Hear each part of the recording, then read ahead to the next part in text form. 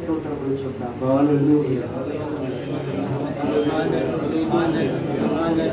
స్తోత్రము స్తోత్రము స్తోత్రము స్తోత్రము స్తోత్రములు స్తోత్రములు స్తోత్రములు తండ్రి.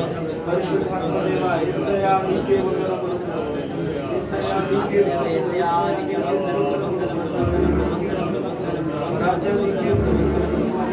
నీకే ఇదే మహిమపరుస్తున్నాము తండ్రి. యేసయ్యా నీవు ఇచ్చిన ఈ యొక్క సమయం మంచిగా ఆరాధన చేస్తున్నాము. నీకు నామమును గొప్ప చేస్తూ పరిశుద్ధుడా పరమాత్ముడా నీకు వందనములు. రాజుల రాజా ప్రభుల ప్రభువా నీకే వందనములు ప్రభువా. యేసు నీకే స్తుతులు. యేసయ్యా నీకే స్తోత్రములు ప్రభువా. హల్లెలూయా హల్లెలూయా హల్లెలూయా హల్లెలూయా. అందరూ మన యొక్క నోళ్ళని తెరవండి దయచేసి. ఎటువంటి అనాలోచన కలగదు. ఎవరు నిద్రపోవద్దు. ప్రతి ఒక్కరికి నిర్యామిస్తాను చేతుల పైకెత్తి ఆయన లాభాన్ని ఆయన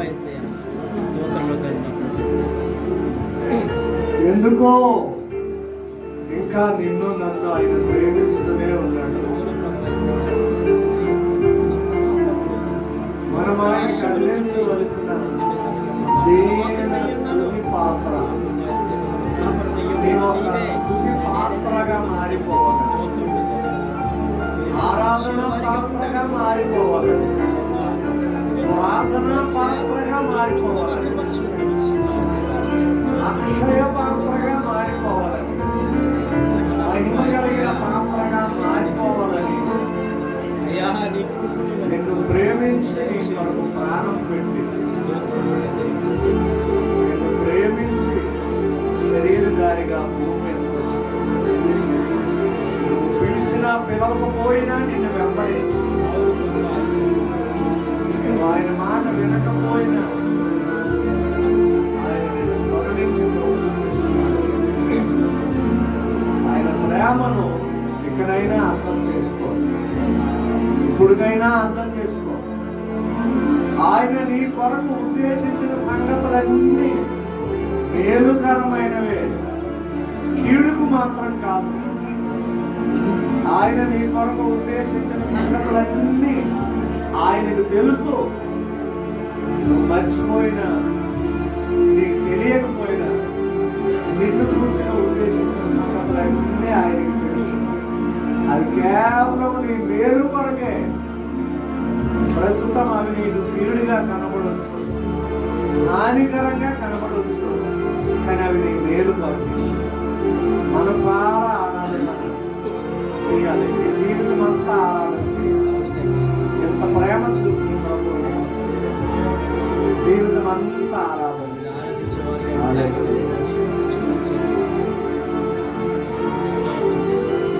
పరిశుద్ధుడు అయిన ప్రభువా, ప్రేమ కలిగిన తండ్రి, మీకు వందనాలు. నీతో పోల్చడానికి ఎవరున్నారయ్యా? నిన్ను స్తుతించడానికి 10,000 నాలుకలు చాలా. చిన్న మంద భయపడకుడి అన్నట్టుగా ఒక చిన్న మందగా కూడాము నీ సన్నిధిలో నిన్ను ఆరాధిస్తున్నాను. మమ్మల్ని స్వీకరించు, మా హృదయాలు స్వీకరించు, మా మనస్సును స్వీకరించు, మా శరీరాలు స్వీకరించు.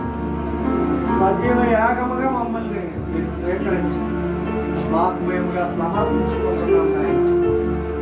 ఆనాడు తెల్లని వస్త్రాలు ధరించుకున్నవారు పరిశుద్ధుడు పరిశుద్ధుడు పరిశుద్ధుడని నేను ఆరాధిస్తున్నాను. ఇదిగో మేము కూడా శారీరకంగా ఆత్మీయంగా తెల్లని వస్త్రాలు ధరించి నేను ఆరాధిస్తున్నాను. మహిమ ఘనత ప్రభావములు మీకు చెల్లిస్తున్నాను. మీరే కృప చూపించి ఇంతవరకు కాచి కాపాడి బ్రతికించారు. గడిచిన వారంలో అద్భుతమైన ఉజ్జీవ కొడుకులు ఘనంగా జరిగించుకున్నారు. హాస్టల్స్ మీటింగ్ ఘనంగా జరిగించుకున్నారు. అన్ని విషయాల్లో తోడే నడిపిస్తున్నాను.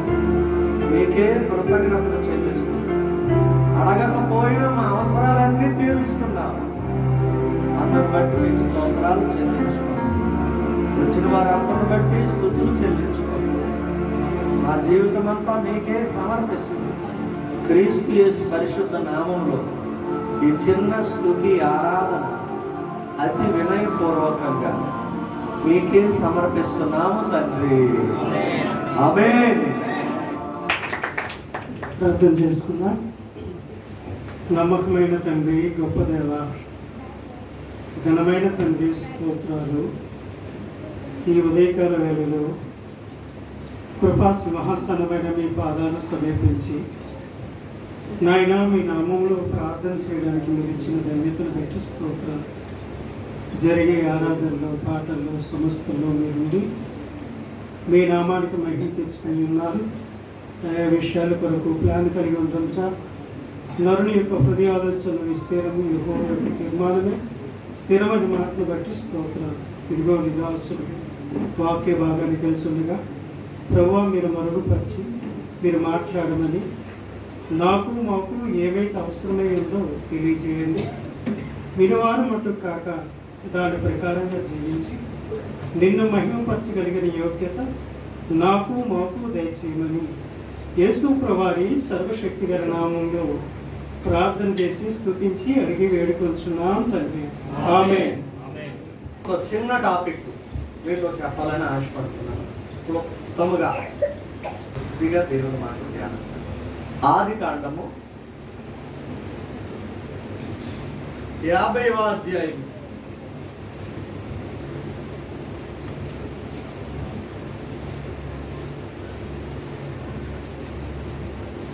ఆదికాండము 50 20 నుండి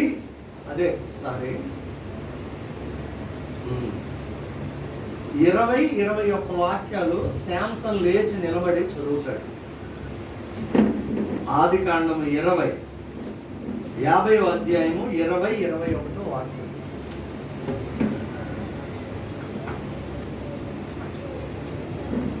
ఆదికాండం 50వ అధ్యాయం 20వ వచనం. మీరు నాకు కీడు చేయని ఉద్దేశించుదురు కానీ నేటి దినం జరుగుచున్నట్లు అనగా బహు ప్రజలను బ్రతికించినట్లుగా అది మేలుకే దేవుడు ఉద్దేశించును. కాబట్టి భయపడకుడి, నేను మిమ్మల్ని మీ పిల్లలను పోషించదని చెప్పి వారిని ఆదరించి వారితో ప్రీతిగా మాట్లాడాను. చాలు, జాగ్రత్తగా వినాలి. మీరు నాకు కీడు చేయనుద్దేశించితిరి, అది మేలుకే దేవుడు ఉద్దేశించెను. మీరు కీడు చేయనుద్దేశించితిరి, అది మేలుకే దేవుడు ఉద్దేశించును. మీరేమో కీడు చేయాలని ఉద్దేశంతో ఈ పని చేశారు. దేవుడేమో మేలు చేయాలనే ఉద్దేశంతో ఈ పని చేశాడు. అంటే మనుషులేమో కీడు చేసేవారు, దేవుడేమో మేలు చేసేవాడు. ఇక్కడ 2 ఉద్దేశాలు ఉన్నాయి. దేవుని ఉద్దేశము, మనుష్యుని ఉద్దేశము. మనుష్యుని ఉద్దేశం ఏంటంటే కీడు చేయడం. ఎవరికి కీడు చేయడం? మనుషుడు తోటి మనిషికి, వాడు అన్నైనా తమ్ముడైనా, చెల్లైనా అక్కైనా, తల్లైనా తండ్రైనా, కూతురైనా కొడుకైనా, వారు బంధువులైనా దూరపు బంధువులు, రక్త సంబంధులైనా, వారు సేవకులైనా సేవకురాలైనా విశ్వాసులైనా, తోటి వ్యక్తులు ఎవరికైనా కీడు చేసే ఉద్దేశం ఎవరికి? మనుషులకి. ఈ రోజుల్లో కూడా ప్రతి మనుషుని తాలూకు ఉద్దేశం ఏంటండి? కీడు చేయడమే. ప్రతి ఒక్కరూ కీడు చేయడమే. తల్లి పిల్లలకు కీడు చేస్తుంది. ఒక్కొక్కరిని ఒక్కొక్క విధంగా చూస్తుంది, అంటే డిఫరెంట్, వ్యత్యాసం. ఆ విధంగా కీడు. పిల్లలు కూడా తల్లిదండ్రులను కీడు చేస్తున్నారు. ఎలాగా? అమ్మను ఒకలాగా, నాన్నను ఒకలాగా ప్రేమిస్తారు. కీడు. అలాగే అన్నదమ్ముల మధ్యలో కూడా అలాగే ఉంది. భార్య భర్తను ఒక విధంగా ప్రేమిస్తే, భర్త ఏమో భార్యని తన మేలు కొరకే, తనకు ఏదైనా అనుకూలత కొరకు మాత్రమే ప్రేమిస్తున్నాయి. ఇది మనుషుల తాలూకు ఉద్దేశాలు ఎదుర్కొన్నాయి.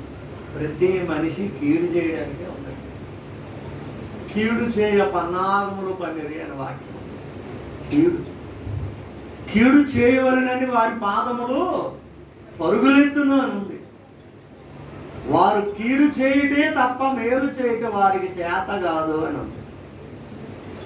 చూసారండి, మనుషుల ఉద్దేశాలు ఎప్పుడు కీడు చేయడానికి, ఎదుటి వారికి కీడు చేయడానికే, ఎదుటి వారిని ఇబ్బంది పెట్టి బాధలు పెట్టడానికే, ఎదుటి వారిని ఎలాగైనా పాడు చేసేదే మానవుల తాలూకు ఉద్దేశం. అసలు అలాంటి ఉద్దేశాలు మనిషికి ఎలా వచ్చింది? దేవుడు మనుషులను యథార్థవంతులుగా పుట్టించెను, అయితే వారు వివిధమైన తంత్రములు కల్పించుకొని ఉన్నారు అని ఉంది.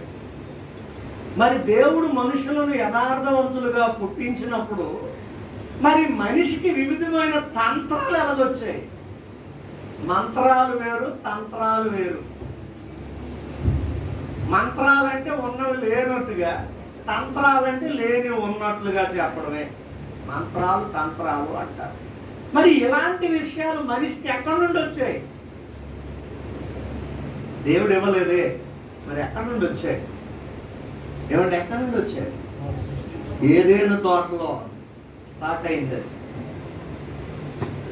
ఇది నిజమా అన్న డైలాగ్తో స్టార్ట్ అయింది. ఇది నిజమా? ఈ చెట్ల ఫలములలో దేనినైనను దేవుడు మీకు తినవద్దని చెప్పేనా? మీరు చావనే చావరు. అక్కడ స్టార్ట్ అయింది. ఈ మాటలన్నీ ఎవరివే? ఇది నిజమా? ఈ చెట్ల ఫలములలో దేనినైనను దేవుడు తినవద్దని చెప్పినా మీరు చావనే చావరు అనే మాటలు ఎవరు అండి? అక్కడ అంటించేసాడండి, నేర్పించాడు. అవే మంత్రాలు, తంత్రాలు. దేవుడేమో చనిపోతాడు, మీరు చనిపోతారు అంటే చావనే చావరు అనే ఉన్నది లేనట్టుగా. అది కానీ తింటే మీరు దేవతల వలే ఉంటావమ్మా, నువ్వు దేవతలా కనబడతావు అంటే లేనిది ఉన్నట్టుగా. ఇక్కడేమో ఉన్నది లేనట్టుగా, లేనిది ఉన్నట్టుగా చెప్పేశాడు. అవే మంత్రాలు, తంత్రాలు. అక్కడ ప్రారంభమయ్యాయండి ఈ కీడు చేసే ఉద్దేశాలు. కీడు చేయ పన్నాగములు పొందువానికి ఏం పేరట? తంటాల మారి అనబడును. ఎవరికైనా కీడు చేసే ప్లాన్ చేస్తున్నారు అనుకోండి, అలాంటి వాళ్ళకి ఏం పేరు పెట్టాలి? తంటాల మారి. ఈసారి ఒకవేళ అలాంటి వాళ్ళు ఎవరైనా ఉంటే చేతులు ఎత్తండి, మీకు తల మీద నూనె పోసి అభిషేకం చేసి తంటాల మారి అని పేరు పెడతాం. వాళ్ళు ఏం చేస్తారంటే కీడు చేయ పన్నాగములు పొందుతారు. అంటే వాళ్ళు చేయరు, చేయడానికి కొంతమందిని ప్రిపేర్ చేస్తారు. వాళ్ళు మాత్రం కనబడరు, స్టేజ్ మీద వాళ్ళు కనబడరు. వాళ్ళు సైడ్ ఉండి డైరెక్టర్లుగా, నిర్మాతలుగా వాళ్ళుండి ఈ మధ్యలో హీరోయిన్లు పెట్టి ఆడించేస్తారు. చాలా మంది తెలివైన వాళ్ళు ఎలా అంటారు, వాళ్ళు దొరకరు. చిన్నపిల్లలు అడుక్కునే వాళ్ళు ఉన్నారు కదా, వాస్తవానికి వాళ్ళు నిజంగా అడుక్కునే వాళ్ళు కాదండి, వాళ్ళకి అడుక్కోవడం తెలియదు. కొంతమంది వాళ్ళకి అడుక్కోవడానికి ట్రైనింగ్ ఇచ్చి పంపుతారు ట్రైన్లలో, మన గాజువాక ఆయా సెంటర్లో. వీళ్ళ వెనకాల వాళ్ళు ఉండి వీళ్ళని గమనిస్తుంటారు. వాళ్ళు మనకు కనబడి రీలే కనబడతారు. అర్థమైందా? కీడు చేయ పన్నాగములు పొందువానికి తంటాల మారి. హల్లెలూయా. చింతన మోషే గారు, అప్పుడే మీరు ప్రార్థనలోనికి వెళ్ళకూడదు, నేను చెప్పినప్పుడు ప్రార్థన చేతురు. 2 చేతులు పైకెత్తి ఒకసారి హల్లెలూయా చెప్పండి. మరి ఏంటో ఈ స్థలంలో ఇంకా ఏది మిగిలిందో తెలియదు కానీ వచ్చిన వెంటనే పడుకుంటున్నారు కొందరు. ఒకళ్ళు ఇంటి దగ్గర నిద్రపడదేమో నాకు అర్థం కాదు. జాగ్రత్త గమనించండి. అయితే మీరు నాకు కీడు చేయని ఉద్దేశించితిరి అంటున్నాడు ఒక ఆయన. ఎవరితో అంటున్నాడు, ఎవరు అంటున్నారు, ఎప్పుడు అంటున్నాడు, ఎందుకు అంటున్నాడు, సంగతి ఏంటి అన్న విషయం చూద్దాం. ఇప్పుడు మనకి పర్టికులర్గా అర్థమైంది. ఈ కీడు చేసే ఉద్దేశం ఎక్కడి నుండి వచ్చింది? దేవుడు ఇవ్వలేదు. ఎక్కడి నుండి వచ్చింది? అపవాది వాడు ఇచ్చాడు. మీలో ఎవరిలోనైనా ఇంకా కీడు చేసే ఉద్దేశం ఏదున్నా ఇంకా అపవాది మీలో ఆల్రెడీగా చైరేసుకొని కూర్చున్నాడని గమనించండి. భార్య కీడు చేసే ఉద్దేశం ఉన్నా, భర్త కీడు చేసే ఉద్దేశం ఉన్నా, సంఘానికి కీడు చేసే ఉద్దేశం ఉన్నా, సేవకును కీడు చేసే ఉద్దేశం ఉన్నా, మన శత్రువుకు కీడు చేసే ఉద్దేశం ఉన్నా, అలాంటి ఉద్దేశం ఏదైనా నీలో ఉంది అంటే ఖచ్చితంగా నీ లోపల ఉన్నది సాతానుగాడు, నీ లోపల ఉన్నది అపవాది అని గమనించండి. అయితే ఇక్కడ ఈ సందర్భం ఆదికాండం 50వ అధ్యాయంలో చూస్తే ఈ మాట అంటున్నది ఫలించెడు కొమ్మ అని పిలువబడుతున్న యోసేపు, జోసెఫ్ అంటారు ఇంగ్లీష్లో. పాత నిబంధనలో యోసేపు ఈయన, కొత్త నిబంధనలో యోసేపు కాదు. ఆయన మాట్లాడుతున్నాడు. ఇదేంటి, ఈయన కీడు గురించి మాట్లాడుతున్నాడు ఏంటి, ఉద్దేశాల గురించి మాట్లాడుతున్నాడు ఏంటి, మేలు గురించి మాట్లాడుతున్నాడు ఏంటి, దేవుని గురించి మాట్లాడుతున్నాడు ఏంటి అంటే ఈయనకి కీడంటే ఏంటో బాగా అనుభవించేస్తాడు. అందుకే మనం ఏదైనా ఇతరులకు బోధించాలన్నా చెప్పాలన్నా ముందు అది నీ అనుభవంలో నుండి రావాలి. అది ఆ ప్రసంగం వేరు. నేర్చుకొని చెప్పడం, పుస్తకం చూసి చెప్పడం, కాఫీ కొట్టి చెప్పడం వేరు. అనుభవించి అనుభవంలో నుండి వచ్చి చెప్పడం అనేది ఆ టేస్ట్ వేరేగా ఉంటుందండి. అర్థమయ్యిందా? కాఫీ పెడతాం, ఎక్కువ బంగారు వేసేస్తాం, బాగుందంటే తీయగా ఉందని చెప్తారు కదా. అది వేరు, అనుభవంతో చేయడం వేరు. ఎంత పంచదార కావాలో, ఎన్ని పాలు కావాలో, ఎన్ని నీళ్ళు కావాలో, ఎంత కాఫీ ఉండాలి, అంత కరెక్ట్గా చేస్తారు. అబ్బా, ఎంత అనుభవం అండి.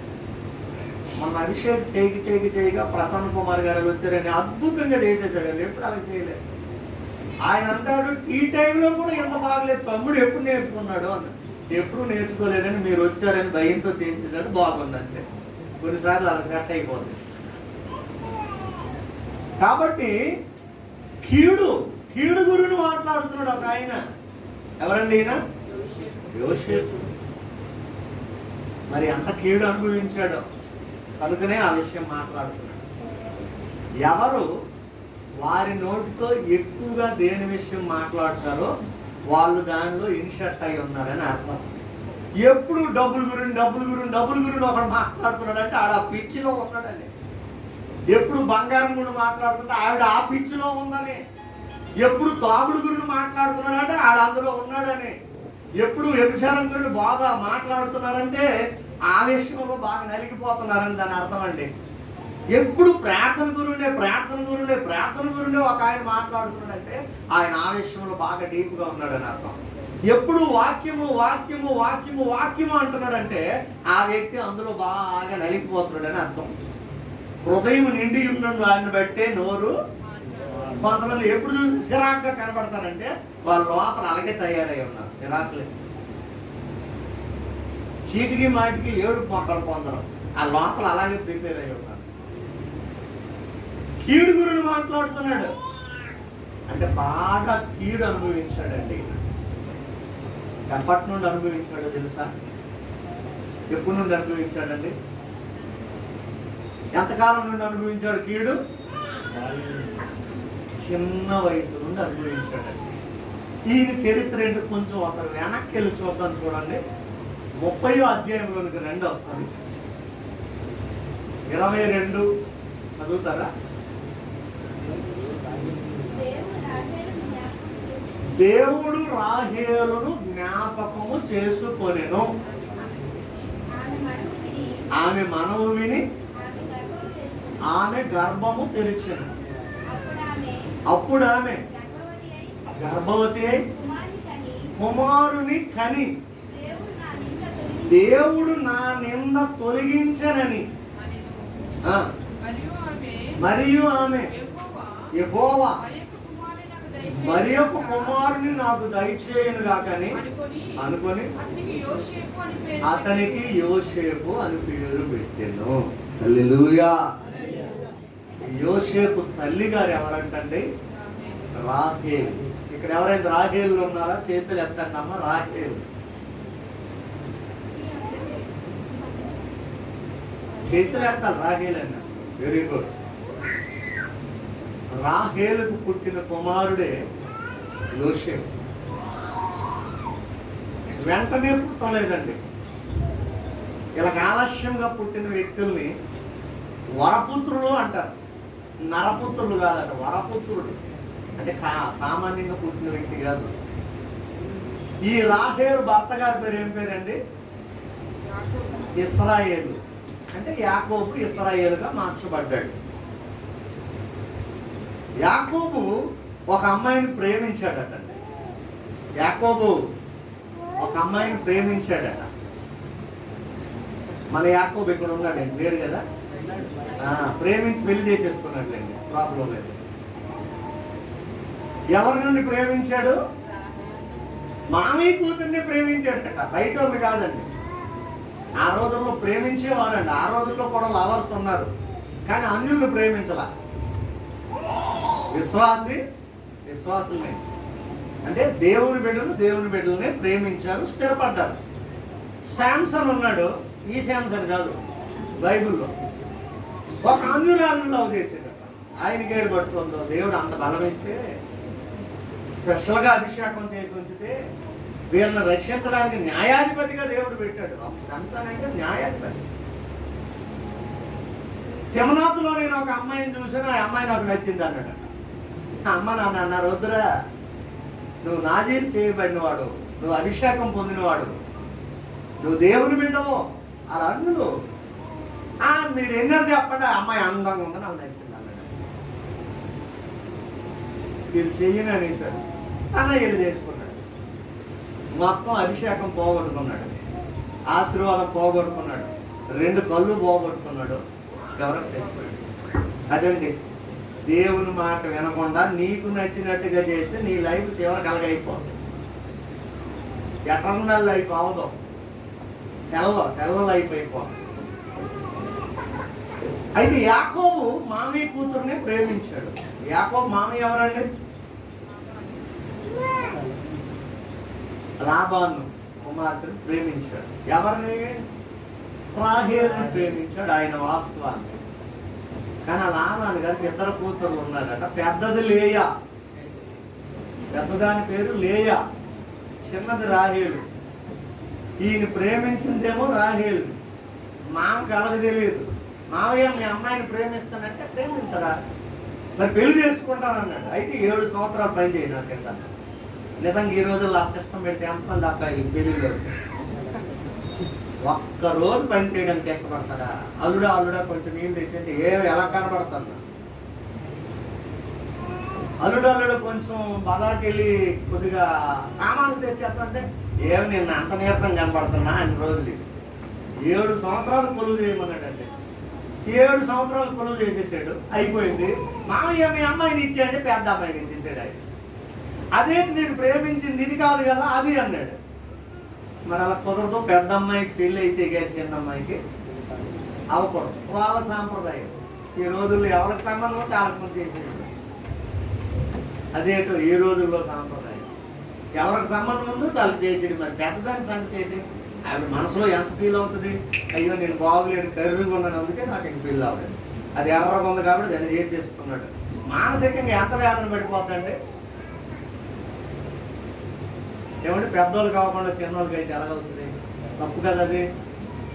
ఈ రోజుల్లో తప్పులు ఒప్పులు లేదు, ఎవరికి సంబంధం ఉంటే వాళ్ళకి చేసేయడమే. తల్లిదండ్రులు కూడా సరిగా చూడటం లేదు, ఎవరికి వస్తే వాళ్ళకి ముందు చేసేయడం. అది మా సాంప్రదాయం కాదు. మీకు కావాలి అంటే చిన్నది కూడా కావాలంటే 7 సంవత్సరాలు, మరొక 7 అంటే 14 సంవత్సరాలు కొలువు చేశాడు. చిన్నదాని కోసం, పెద్దదాని కోసం చేసిన 7 సంవత్సరాలు చాలా కష్టం అనిపించిందట. కానీ ఈ చిన్న ఆవిడ ఇష్టం కదా, ఈవిడ 7 సంవత్సరాలు 7 రోజులు అయిపోయిందట. మరి ఎంత బాగా ప్రేమించాడు. పాపం ఒక్క భార్య కోసం అని ఈయన ఆశపడితే సీఎంఆర్ ఆఫర్ ఇచ్చినట్టు 1+1 ఆఫర్ అయిపోయింది అక్కడ. ఇప్పుడు 2 భార్యలు అయిపోయింది. ఈ రోజుల్లో లాగా వెనకాల వాషింగ్ మిషన్, ఫ్రిడ్జ్, టీవీ, మంచాలే కాదు, పని చేయడానికి ఒక పని మనిషిని కూడా ఒక్క చెప్తారు. ఆ రోజుల సాంప్రదాయం. ఈ రోజులు కూడా ఆ సాంప్రదాయం ఉంటే బాగుంటుందా? చిన్న మనిషి ఒక పని మనిషిని కూడా, రూపారాణితో పాటు మరొక పని మనిషిని కూడా ఒక అమ్మాయిని పంపించి పనికి బాగుంటుందా? ఆ రోజుల్లో అలా పంపించేవారు. ఆవిడికి ఒక పని మనిషి, ఈవిడికి ఒక పని మనిషి, భార్యలు ఇద్దరే, కానీ వీళ్ళిద్దరు పని మనిషి అంతే. పెళ్ళి అయింది చాలా కాలం అవుతుంది, పిల్లలు కలగడం వల్ల. లేయాక ముందు పిల్లలు పుట్టేశారు. ఎందుకంటే అందం తక్కువ, బాగులేదు. ఏది బాగులేదు అని అంటామో దేవుడు ముందు బాగులేని దాన్నే వాడేసుకుంటాడు. హల్లెలూయా. నేను బాగులేనండి అని నువ్వు అనుకున్నావా, నిన్నే బాగా వాడుకుంటాడు ఖచ్చితంగా అండి. ఆ మనిషి అయినా, మనసు అయినా, ఆస్తులైనా, అంతస్తులైనా, ఏ విషయంలో అవ్వండి, బాగులేదు అన్నదాన్నే దేవుడు ముందు మంచిగా బాగా వాడుకుంటాడు. 6 కొడుకులు పుట్టేశారు ఈవిడికి. మరి 6 కొడుకులు ఈవిడికి పుడితే ఈ అందగత్తని స్టైల్ చేస్తున్న రాహేలు సంగతి ఏంటి? ఉడికిపోతుంది, బాధపడుతుంది. ఈ లేయ అంటుంది ఏమే, నాకంటే పెద్ద అన్నదాన్ని అని ఫీల్ అయిపోయి చెల్లే. కానీ అక్కడ జగడాలు వచ్చేస్తున్నాయి, గొడవలు వచ్చేస్తున్నాయి. ఇక బాధ తట్టుకోలేక యాకోబు దగ్గరికి వెళ్ళి దానికి 6 కుమారులు ఇచ్చావు, నాకు ఇస్తావా లేదా అని గొడవలు పెడుతుంది. భర్తతో గొడవలు, ఈవిడితో గొడవలు అయిపోయింది, భర్తతో గొడవలు పెట్టుకుంటే ఆయన అంటాడు, నేనేమైనా దేవుని స్థానమందు ఉన్నానా? వీళ్ళు దేవుడిని అడుగుతాను. అయితే ఒక సలహా నేను ఇస్తాను చేయి అన్నాను. ఏటో చెప్పు. నాకు పిల్లలు పుట్టరు కానీ నా పని మనిషి ఉంది, అది నాకంటే అందంగా ఉందయ్యా, దాన్ని చేసుకో. ఇప్పుడు మీ ఇద్దరు సొంత అక్క చెల్లెళ్ళు మీతోనే పడలేకపోతున్నాను. ఇంకా ఆవిడంటే అదంతా అనవసరం, నేనే కోరుని మూడో పెళ్లి మొత్తడికి చేస్తాను, కూర్చో అని పెళ్లిపేట మీద కూర్చోబెట్టి ఇద్దరు పెళ్లి చేసి ఆవిడికి ఇద్దరు కొడుకులు పుట్టేశారట. ఇప్పుడు ఎంతమంది? ఈ రాహేలు గర్భం క్లోజ్ అయింది. ఇప్పుడు రాహేలు చూసిందట, ఏమే నీకు పని మనిషి ఉంటే నాకు లేదా అని ఈవిడి పని మనిషి దగ్గరికి వెళ్ళి ఎలా రా అబ్బాయి, ఏంటి అమ్మగారు మా ఆయన పెళ్లి చేసిపోయా, వెనకాల ఉన్నావు శాతమ్మ వింటున్నావా, అదేంటి అమ్మగారు మీరు ఉన్నది కానీ వచ్చే అది పిల్లలు కాసేసింది, దానికంటే ఎక్కువ పిల్లలు నా పిల్లలు అంటే వీళ్ళు చూస్తున్నది పిల్లల్నే, కానీ వాళ్ళు వెనకాల ఎంత ఖర్చు ఉంటుంది, ఎంత కష్టం ఉంటుంది, ఎంత గొడవ, ఎన్ని ఆలోచనలు అయిపోతాయి, ఎన్ని తగాలు వస్తాయి, ఎన్నిసార్లు ఖర్చులు పట్టుకుంటే ఇవేటి ఆలోచించడం లేదు, ఆ పిల్లలు కావాలంతే. అమ్మగారు వద్దండి తప్పంటే వచ్చింది అదంతా నాకు మనం చేసుకొని చేసేసింది. ఆవిడకి ఒక ఇద్దరు కొడుకులు పుట్టారు. ఇప్పుడు ఎందరండి? 6, 2, 2 10 మంది. ఈ 10 మంది అయిపోయిన తరువాత ఒక అమ్మాయి కూడా పుట్టింది లేండి దేనా, 11 మంది అయిన తరువాత అప్పుడు దేవుడు రాహేలు గర్భమును జ్ఞాపకం చేసుకున్నాడు. హల్లెలూయా. ఇంతవరకు ఎందుకు జ్ఞాపకం చేసుకోలేదు? గమనించండి, 10 మంది అబ్బాయిలు ఒక అమ్మాయి 11 మంది పుట్టినంత వరకు రాహేలు గర్భమును దేవుడు ఎందుకు జ్ఞాపకం చేసుకోలేదు? కారణం ఏంటి? నీ జీవితంలో కూడా నీ గర్భాన్ని జ్ఞాపకం చేసుకోలేదు. కారణం ఏంటి?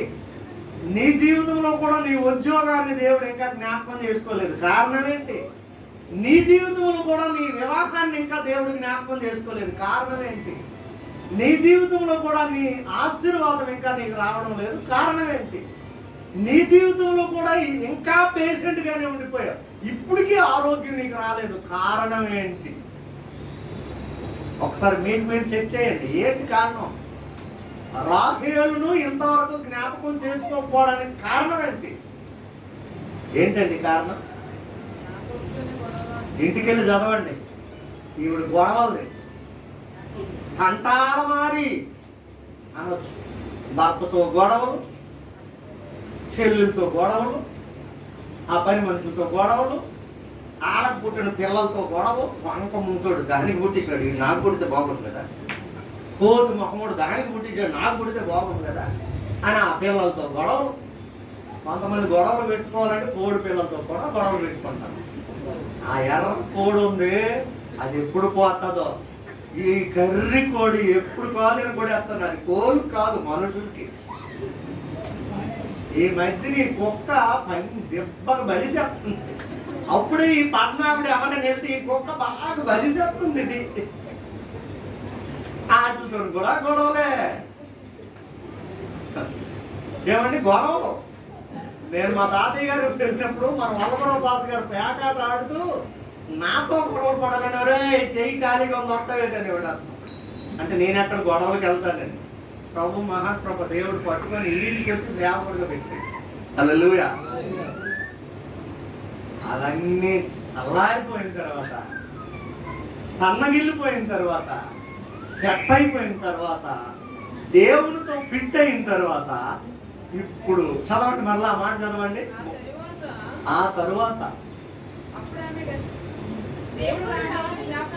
దేవుడు రాహేలును జ్ఞాపకము చేసుకొని ఆమె మనవి విని, అదండి దేవుడు నిన్ను జ్ఞాపకం చేసుకొని నీ మనవి విని నీ గర్భమును జ్ఞాపకం చేసుకోవాలి. దేవుడు నిన్ను జ్ఞాపకం చేసుకొని నీ మనవి విని నీకు ఒక గవర్నమెంట్ జాబ్ ఇచ్చేయాల. దేవుడు నిన్ను జ్ఞాపకం చేసుకొని నీ మనవి విని నీకు తగిన వధువు లేదా వరుణ్ణి ఇచ్చేయాల.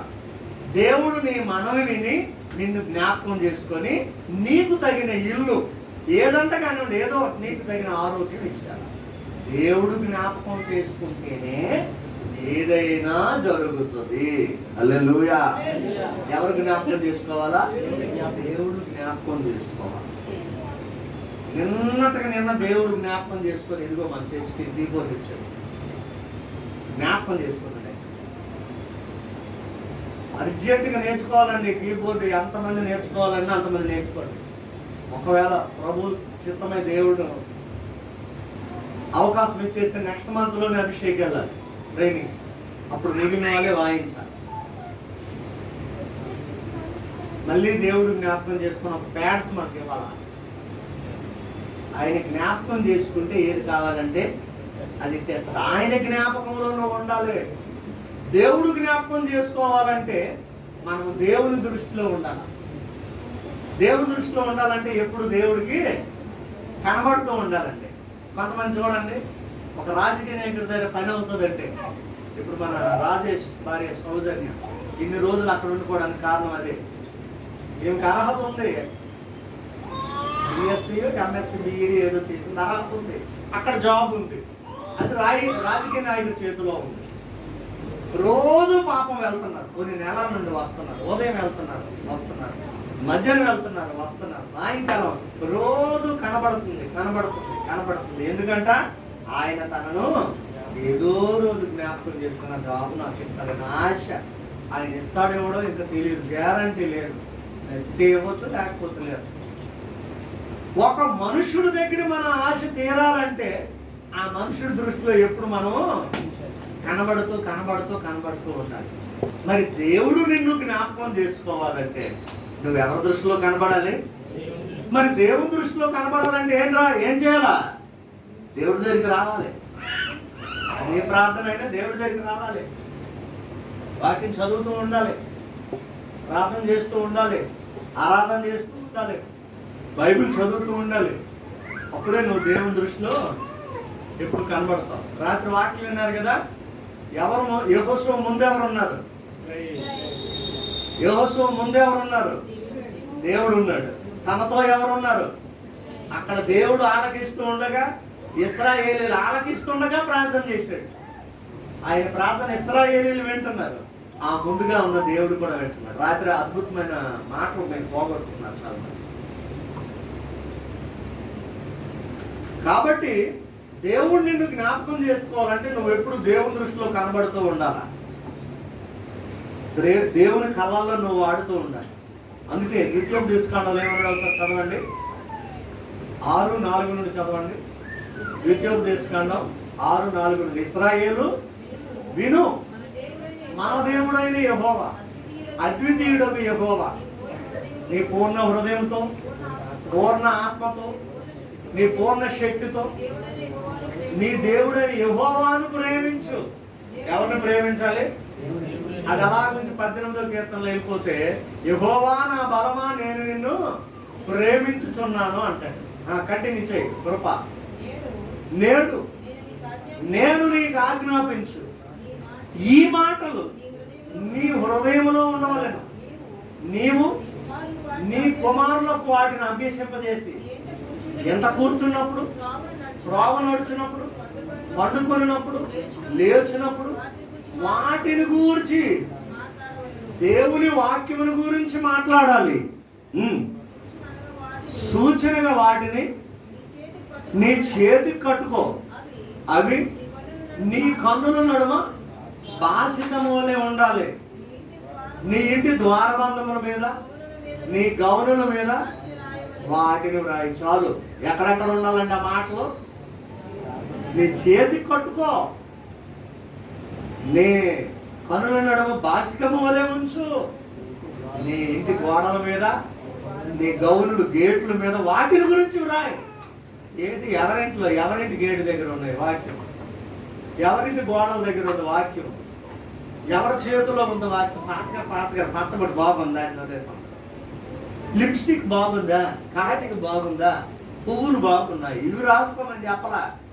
ఆయన మాటలు ఎలాంటి వారు అలా ఉంటారంటే ఎప్పుడు కూడా ఆయన వాక్యాన్ని ధ్యానం చేస్తూ ఆయన కనబడుతూ ఉన్న వ్యక్తులు అలా ఉంటారు.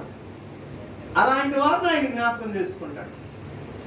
ఇక్కడ రాహేలును దేవుడు జ్ఞాపకం, ఆమె మనవి విని ఇంతవరకు మనుషులతో గొడవలు పెట్టుకుంది, ఇంకా ఇలా కుదరదు అని ఇంకా మనుషులతో గొడవలు మానేసిందండి. దేవుడు నిన్ను జ్ఞాపకం చేసుకోవాలంటే గొడవలు మానే ముందు.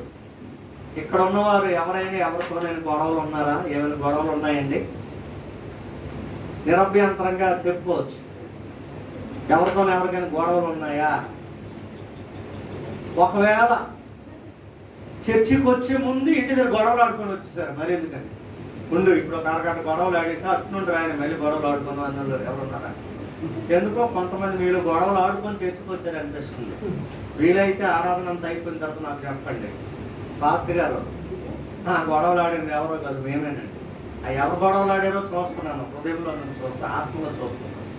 గొడవలు ఆడి వచ్చి ఇక్కడికి వచ్చి అల్లరి చేసుకొని వచ్చి ఇక్కడ కూర్చున్నారు, మాట వినకుండా ఇక్కడ కూర్చున్నారు, అశ్రద్ధగా ఇక్కడ కూర్చున్నారు, పని స్టార్ట్ చేసి సగం ఆపేసి ఇక్కడికి వచ్చి కూర్చున్నారు. మీ ధ్యాస అంతా పని మీదకి వెళ్ళిపోయి ఇంట్రెస్ట్ లేకుండా ఇక్కడ కూర్చున్నారు. కొంతమంది ఆత్మలో చూస్తున్నాను మీరు విషయాలు. ఇంతవరకు మనుషులతో గొడవలు ఆడింది ఆడింది ఆడింది అవన్నీ పక్కన పడేసి ఇప్పుడు దేవునికి మొర పెట్టడం నేర్చుకుంది.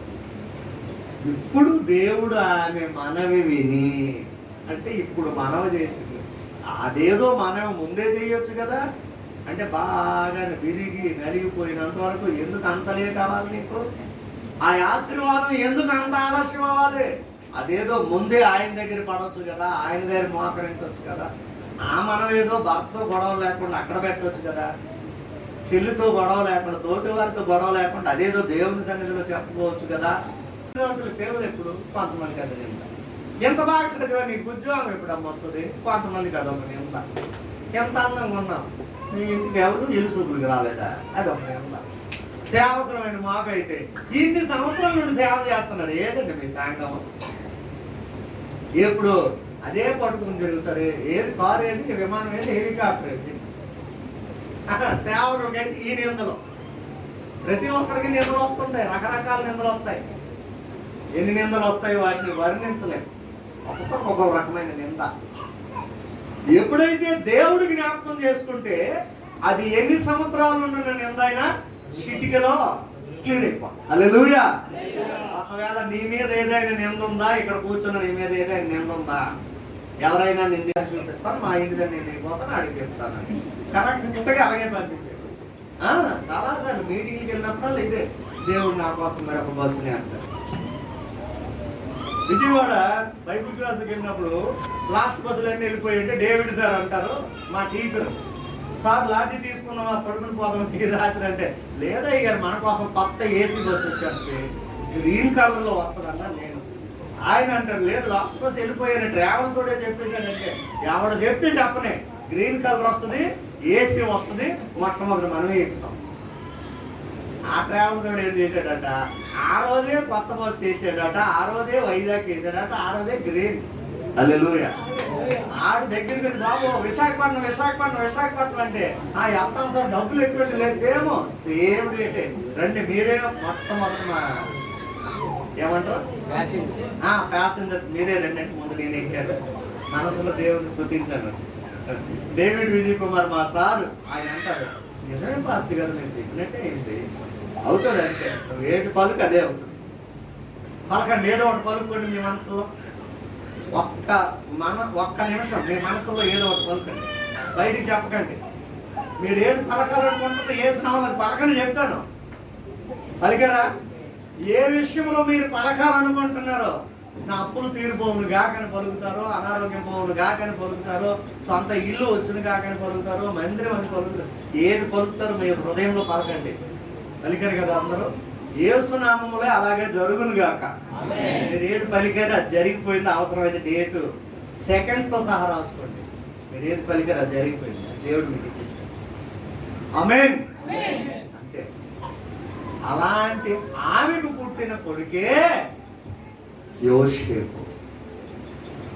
ముందు అలాగా ఇలాగా ఎలగెలగెలగో చెప్పుకున్నాం కదా దేవుడి కోసం, కానీ ఇప్పుడు మాత్రం చాలా మంచిది అయిపోయింది కదా. అంతవరకు రాహేలు రా అన్నారు. ఇప్పుడు రాహేల్ అమ్మగారు ప్రైజ్లాడండి, బాబు ఉన్నాడా, చిన్న బాబు ఉన్నాడా, ఇజ్రాయేల్ అయ్యగారు ఎటు వెళ్ళారు అన్న గౌరవ మర్యాదలు ఎక్కువైపోయాయి. ఈ ప్రేమకండి లేక లేక లేక లేక పుట్టాడని ఈ తల్లి తండ్రి కలిపి అద్భుతమైన అంగీ కుట్టించారట యోసేపు. మిగతా పిల్లలందరికంటే యోసేపును ఎక్కువగా ప్రేమిస్తున్నారట. ఒక్కసారి 37వ అధ్యాయంలోనికి రండి.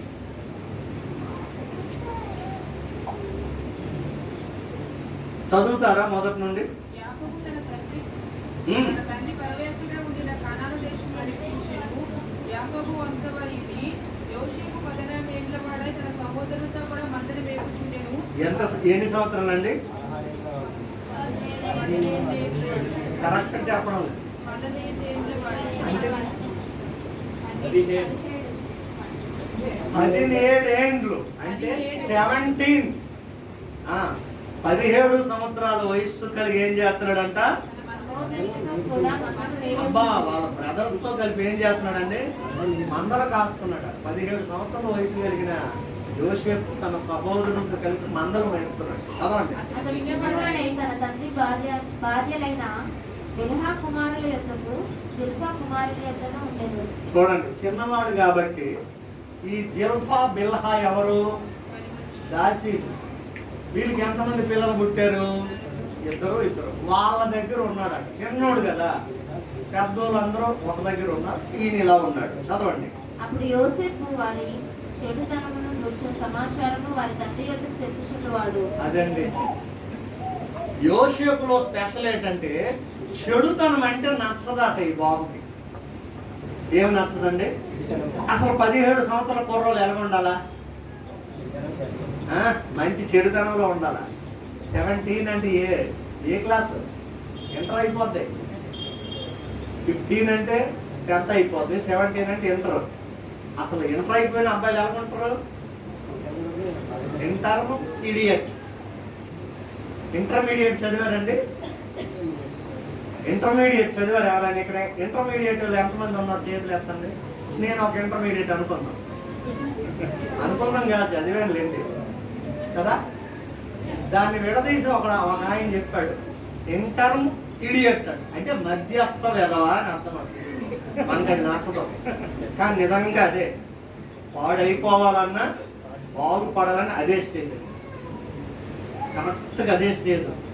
10th పాస్ అయ్యి ఇంటర్ 2 సంవత్సరాల్లోనే డిగ్రీ లోపలే వాడు బాగుపడాలన్నా చెడిపోవాలన్నా. ఎవరైతే ఇంటర్ పాస్ అయ్యి డిగ్రీ కూడా కంప్లీట్ చేసి చెడకుండా ఉన్నారో ఇంకా వాళ్ళు అద్భుతమైన ఆనిముత్యాలే. హల్లెలూయా. అలా కాపాడుకోండి పిల్లల్ని. అలా కాపాడుకోగలిగితే చాలు, ఇంకా వాళ్ళు ఒరిజినల్ డైమండ్స్. ఇంకా తిరిగిలేదు వాళ్ళ లైఫ్. అలాంటి 17 సంవత్సరాల వయసులో ఉండి తన తండ్రి భార్యలు జిల్ఫా కుమారులు ఇద్దరు, బిల్హా కుమారులు ఇద్దరు చెడుతనం చేసేవారటండి. చెడ్డ పనులు పట్టుకోలేకపోయాడు మనోడు. అంటే యోసేపు పరిశుద్ధుడు అని అర్థం. చూడండి, ఆలస్యంగా పుట్టిన అద్భుతమైన కుమారుడిని దేవుడు ఇచ్చాడు. స్పెషల్. అందుకే ఆలస్యమైంది ఏది కూడా అద్భుతంగానే ఉంటుందండి. హల్లెలూయా. ఏదైనా ఆలస్యంగా ఉందంటే అది అద్భుతం. తొందరగా ఏపండి 2 దుమ్ములు పడేయండి అంటే ఉడకబడారు. ఒక్క అరగంట కూర్చోండి, మంచి అరగంట మేము వండలేం, ఏదో ఒకటి వేసేసి ఉడకని పడతాయి. కరెక్ట్గా టైం అప్పుడే కానీ పొందుకుంటే సూపర్ టేస్ట్ అన్నమాట. అలాగే దేవుడు మనకి ఏది ఆలస్యంగా ఇచ్చినా అది అద్భుతం లాంటిది, అమృతం లాంటిది ఇచ్చేస్తాడు. హల్లెలూయా. అందుకే మీకు ఈరోజు ఆలస్యంగా వదిలిపెడతాను, అద్భుతంగా అమృతమైన వాటిని ఇస్తానంటే ఇదైతే నచ్చదండి అంటారా? హల్లెలూయా. గమనించండి, డైమండ్ లాంటి కుమారుడిని దేవుడు ఇచ్చేసాడు. పరిశుద్ధత కలిగిన వాడు. చెడుతనం అంటే నచ్చదట. మరి ఆ తల్లి ముందు చిన్న గయ్యాల మారిలాగా, తంటాల మారిలాగా ఉండినా దేవుడు ఎప్పుడు జ్ఞాపకం చేసుకున్నాడో స్టాండ్ అయిపోయిందండి. అంటే ముందు తల్లి మారింది, తల్లి సెట్ అయింది. తల్లి సెట్ అయితే కానీ పిల్ల సెట్ అవ్వదండి. ఈ రోజుల్లో చాలా మంది తల్లిదండ్రులు సెట్ అవ్వకుండా పిల్లల్ని జాగ్రత్తగా అంటే నువ్వు ఎంత జాగ్రత్తగా సెట్ చేసినా ఎవరో తిరిగిలేదు. తల్లి ముందు సెట్ అవ్వాలి. తల్లిదండ్రులారా ముందు మీరు సెట్ అవ్వండి, మీరు ఫిట్ అవ్వండి, మీరు హిట్ అవ్వండి. అప్పుడే పిల్లల జీవితాలు బాగుంటాయి. మేము కొంతమంది ఒరే నేను తాగుబోతు అయిపోయాను, ఏదో సారాలు ఇవన్నీ నువ్వు తాగుతానంటే లేదు నాన్న నేను ఈ గౌరవాన్ని పాడు చేస్తాను, నువ్వు సారా తాగా నేను బ్రాండ్ తాగుతాను. ఒరే నేను చదువుకోలేదు రంటే ఎంత చదివానంటే నీ పేరు నిలబడతాను, నేను డిగ్రీ చదువుతాను అంటాడు కదా. మరి అది గొప్పే, మరి ఇది కూడా గొప్ప అనుకోవాలి. నేనే ఇద్దరు భార్యలతో గొడవలు ఆడిపోతానంటే లేదు నాన్న నీ పేరు నిలబెడతాను, నలుగురు నేర్చుకుంటాను. తల్లి సెట్ అయింది, రాహేలు సెట్ అయిపోయింది దేవుళ్ళలో. దేవునికి మనం పెట్టడంలో నేర్చేసుకుంది, దేవునికి లోపడడం నేర్చుకుంది, ఇతరులతో గొడవలు మానేసింది, అల్లర్లు మానేసింది, భర్తను బాధ పెట్టడం మానేసింది, చెల్లిని బాధ పెట్టడం మానేసింది, పనివారిని బాధ పెట్టడం మానేసింది. ప్రేమగా మారిపోయింది ఆవిడ ఒక పవిత్రమైన పాత్రగా మారిపోయింది. మరి అలాంటి ఆమె కడుపును పుట్టిన ఈయన మంచివాడు ఆవిడ. హల్లెలూయా. అందుకే చెడుతనం చూస్తే తట్టుకోలేకపోయాడు. ఎప్పుడైతే వీళ్ళు చెడుతనం చేస్తున్నారు వెంటనే రిపోర్ట్ పట్టుకుని ఎవరికి ఇచ్చేవాడు? తండ్రికి చెప్పేశాడు, నాన్న అదిగో తమ్ముడు ఇలా చేస్తున్నారు, వాళ్ళు తప్పుడు పనులు చేస్తున్నారు. వెంటనే సమాచారం మొత్తం చెప్పేశాడు. మనలో ఎవరైనా అలాంటి వాళ్ళు ఉన్నారా? చెడుతనం చూసి తట్టుకోలేను. చెడుతనం అంటే ఒక ఆయనకి అసహ్యం అండి బైబిల్లో. ఎవరికి? చెడుతనం అంటే అసహ్యం అట ఆయన. అసలు చెడుతనానికి ఆయన దగ్గర చోటే లేదట. ఎవరికి? దేవుడికి. అలాంటి దేవుని గుణం కలిగిన వాడు యోసేపు. చప్పలు కొడతాం. ఒక్కసారి కీర్తన చూడండి. కీర్తన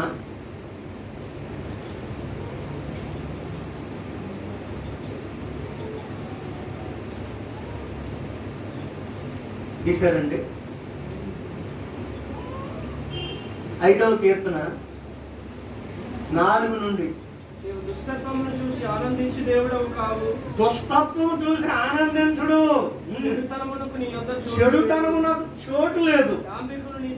దాంభికులు నీ సన్నిధిలో నిలబడలేరు. పాపము చేయవారందరూ నీకు అసహ్యులు. అబద్ధమాడు వారిని నువ్వు నశింపజేస్తావు. కపటము చూపి నరహత్య జరిగించేవారు యెహోవాకు. ఆయనకున్న గుణాలు ఈ బాబుకి వచ్చేసాయండి. ఎవరికి? మరి మీ బాబుకి వచ్చాయా? అమ్మలారా మీ బాబులకు ఆ గుణాలు వచ్చాయా? యోసేపుకున్న గుణాలు అనగా దేవునికున్న గుణాలు. అలాంటి గుణగణములు కలిగిన వాడండి. అలాంటి వాడు ఒక్కడు చాలండి, జన్మకు ఒక్కడు చాలు, ఒక్కడు చాలు. అలాంటి కొడుకు ఒక్కడు చాలు, 100 మంది అక్కర్లే. ఇలాంటి వాడు ఒక్కడుండి చాలు, మన జన్మ ధన్యమైపోతుంది. చెడుతనం చేస్తుంటే వచ్చి కంప్లైంట్ ఇచ్చేసేవాడట.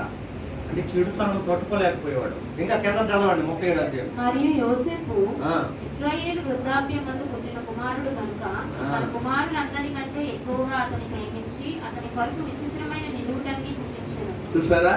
యోసేపు ఎప్పుడు పుట్టాడట? తన తండ్రి వృద్ధుడైనప్పుడు పుట్టాడట. వృద్ధుడైనప్పుడు పుట్టాడు. అందుకే ఆ చిన్న కుమారుడిని మరీ ఎక్కువగా ప్రేమించి అతని కోసం ఏం చేశాడటంటే ఒక స్పెషల్ వస్త్రం. ఎవరైతే చెడుతనం అసహించుకుంటారో, మంచిగా ఉంటారో, పవిత్రంగా ఉంటారో, ఈ తండ్రి ఎలాగైతే ఈ కుమారుడికి ఒక విచిత్రమైన నిలువుటంగి పుట్టించాడో, మన పరమ తండ్రి మనకు ఒక సర్వాంగ కవచాన్ని ధరించేసేస్తాడు. హల్లెలూయా. ఎఫెసీ 6వ అధ్యాయంలో ఉంది కదా, ఒకసారి చదువుతారా? 14 నుండి.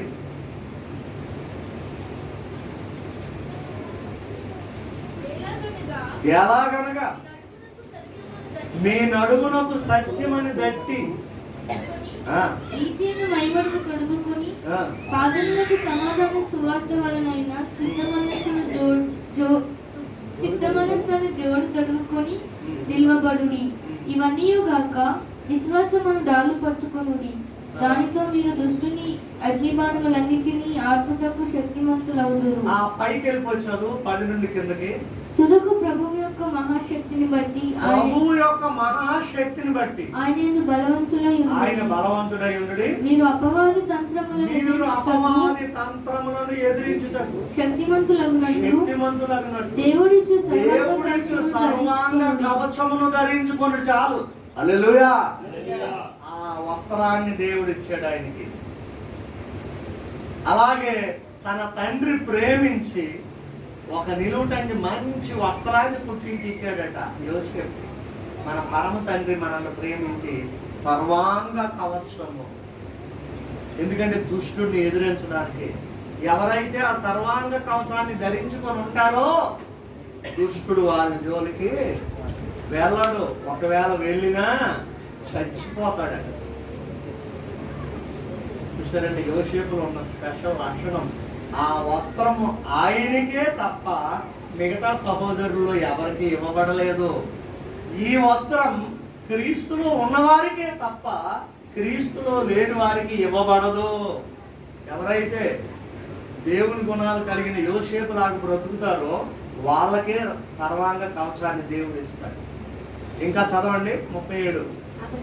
అతని సహోదరులు తమ తండ్రి అతనిని తమ అందరికంటే ఎక్కువగా ప్రేమించడం చూసినప్పుడు చూడండి, అందరూ అతనిని క్షేమ సమాచారం అయినను అడగలేకపోయారు. చూసారా, తండ్రి ఎక్కువ ప్రేమిస్తున్నాడని చూసి తట్టుకోలేకపోతున్నారట అన్నలో.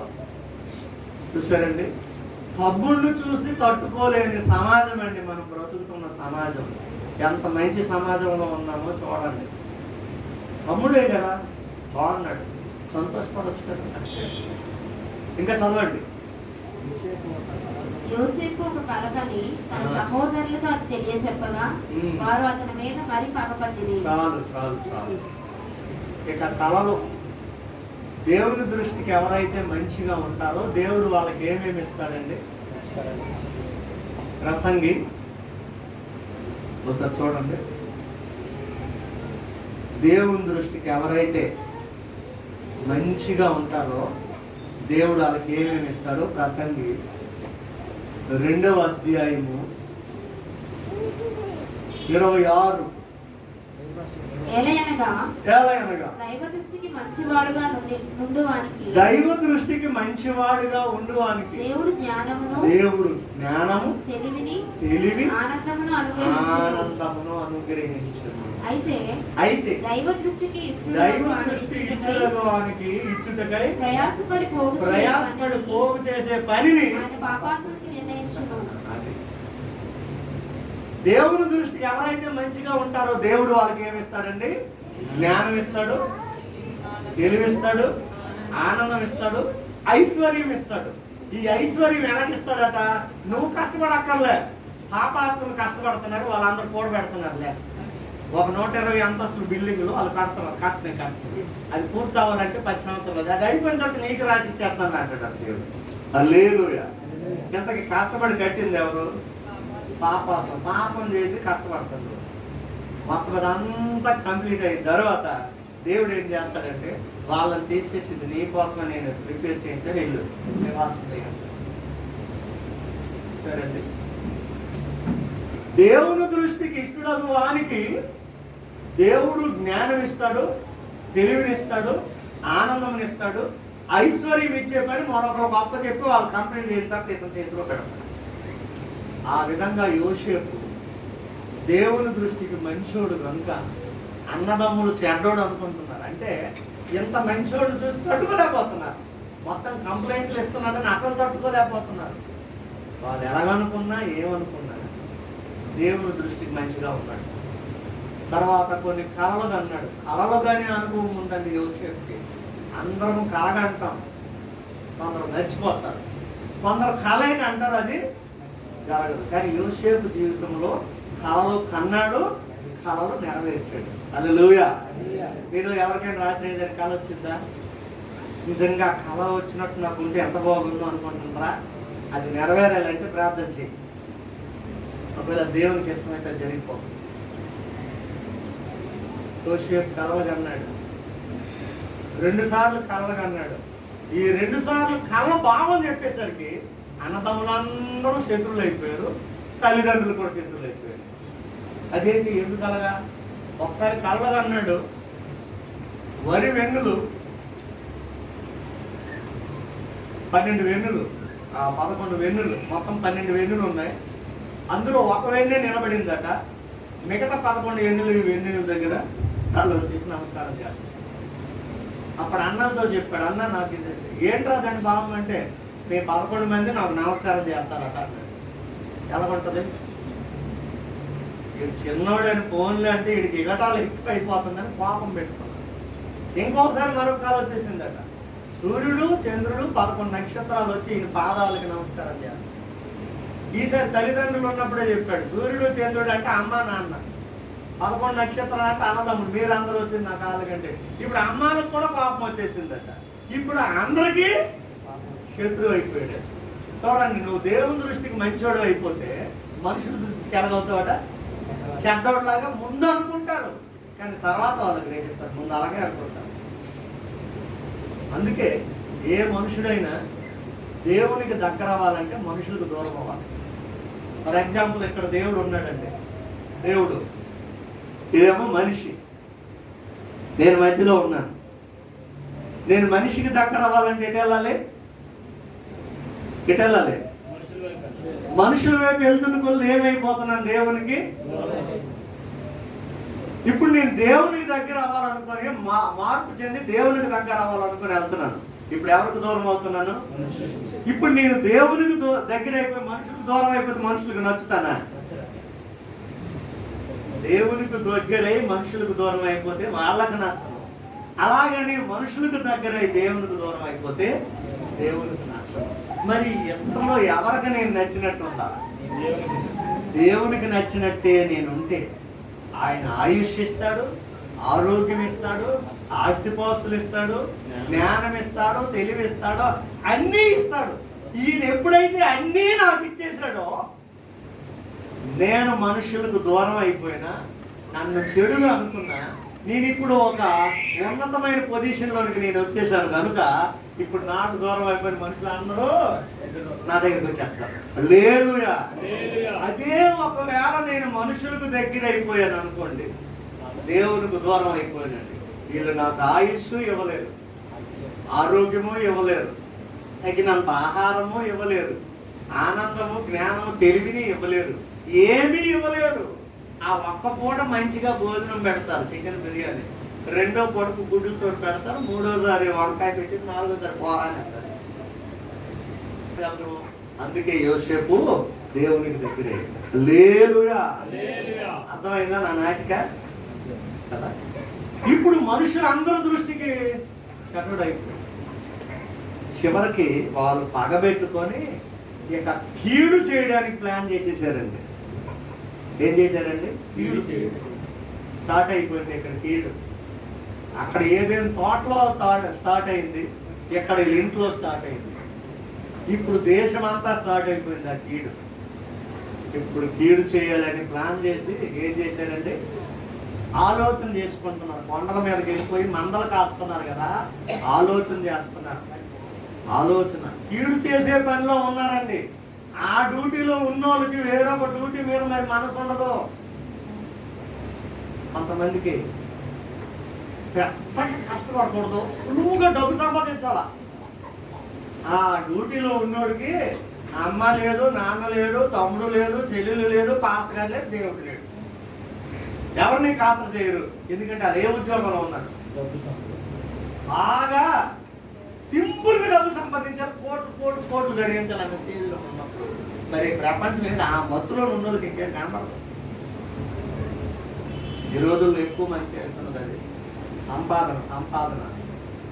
ఆస్తుల సంపాదన కన్నా ఆత్మల సంపాదన మీద అని బైబిల్ చెప్తుంటే, ఆత్మల సంపాదన మీద మాని ఆస్తుల సంపాదన మీద పడ్డారు పాస్టర్ గారు, సంఘస్థులు, విశ్వాసులు, సింగర్స్, మ్యూజికల్ వాయించేవారు. ఏ సంపాదన మీద పడ్డారండి? ఆస్తులు. అందుకు గొడవలు వచ్చేస్తున్నాయి. అదే ఆత్మల సంపాదన మీద నీ గురుంటే గొడవలు ఉండవు. యేసుబాబు గారు చెప్పారు కదా, ఆదిమ అపోస్తుల సంఘంలో లేదు, గొడవ లేదు. అసలు ఆస్తుల సంపాదననే లేదంట. వాళ్ళకి మొత్తం అమ్మి తెచ్చేసేవారు అపోస్తుల పాదాల దగ్గర. మొత్తం భూములు అమ్మి, ఇల్లు అమ్మి, అవి మొత్తం అమ్మి. కానీ ఈ రోజుల్లో అన్ని కొనుక్కొని, ఇల్లు కొనుక్కొని, భూమి కొనుక్కొని, తోట కొనుక్కొని, ఇది కొనుక్కొని, కారు కొనుక్కొని, లారీ కొనుక్కొని, అది కొనుక్కొని, ఇది కొనుక్కొని, ఇవన్నీ సంపాదించి ఇటు పోతాడు. దాని ఎవరికి? ఎవరికి? అవన్నీ ఎవరికి చెప్పండి? ఎంత సంపాదన చేసావు నువ్వే లేవు. ఒకడు సర్వలోకమును సంపాదించి వారి ప్రాణం పోగొట్టుకుంటే ఏం ప్రయోజనం అన్నాడు. ప్రాణం ఉండి ఏ సంపాదన లేకపోయినా చాలు, కాస్త గంజి నీళ్ళు తాగి బ్రతకొచ్చు. మరి అన్ని సంపాదన ప్రాణం పోగొట్టుకుంటే ఇప్పుడు ఆత్మలో సంపాదించే సమయం అంటే ఇది ఆస్తులు కాదు, ఆస్తు పోగొట్టుకునే సమయం ఇది. ఆత్మల సంపాదన సంపాదించి ఎంత సంపాదించాలని ఆత్మలు సంపాదించు. డబ్బు ఖర్చు పెట్టు, మీటింగ్ పెట్టు, ఆత్మలు సంపాదించు. డబ్బు ఖర్చు పెట్టు, సువార్తకి వెళ్ళు, ఆత్మలు సంపాదించు. డబ్బులు ఖర్చు పెట్టు, ఎంత దూరమైన వెళ్ళు, ఆత్మలు సంపాదించు. 100 మందిని సమకూర్చు, ప్రకటన చేయి.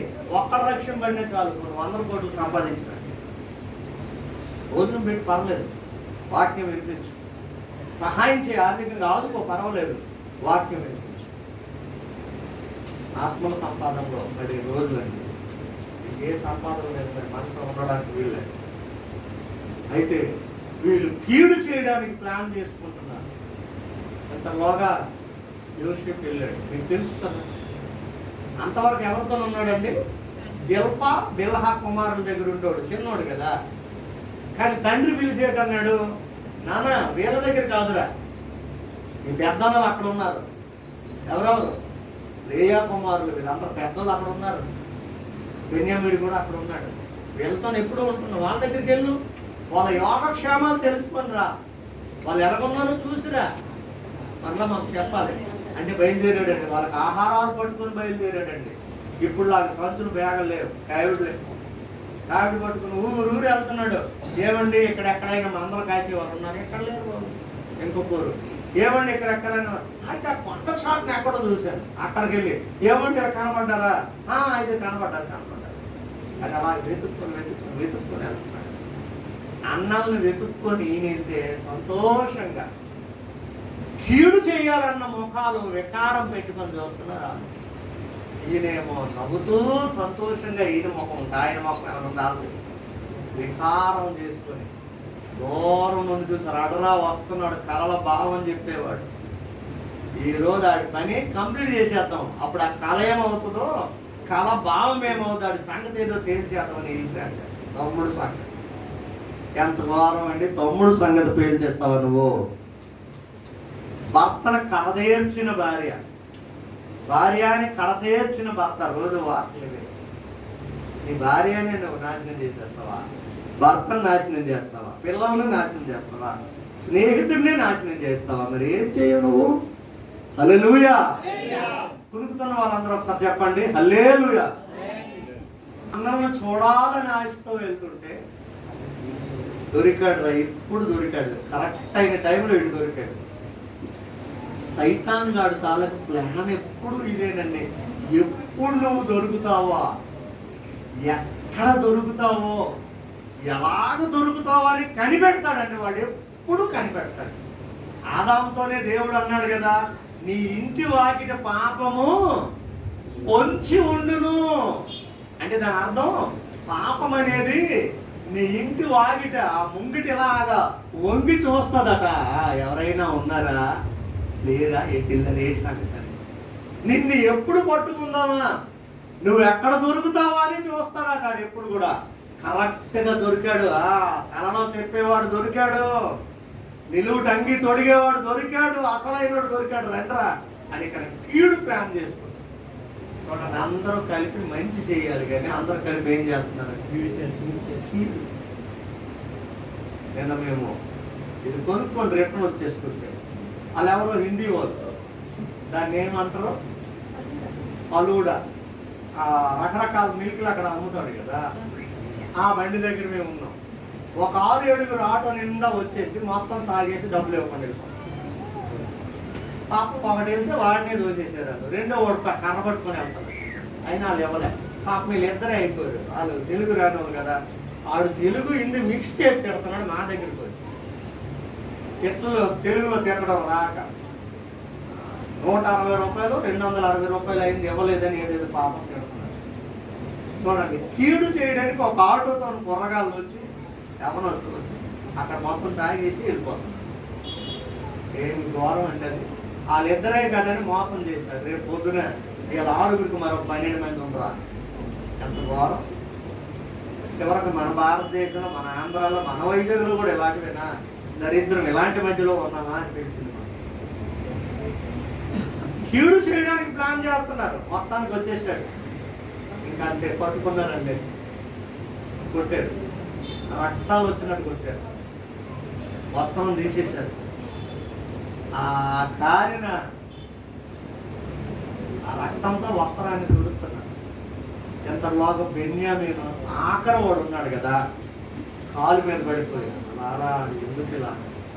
వదిలిపెట్టండి, ఎంతైనా మీ సహోదరుడే కదా, మీ సహోదరుడే కదా, వదిలిపెట్టేయండి అని బతిమలు ఆడుతున్నాడండి చిన్నోడైనా. ఈ చిన్నోడికి ఎంత మంచి గుణం ఎక్కడొచ్చింది? ఏమంటే పెద్ద పెద్దోళ్ళకి లేని ఆ మంచి గుణం చిన్నోడికి ఎక్కడొచ్చింది? వాడు సొంతంగా యోసేపు తమ్ముడండి. హల్లెలూయా.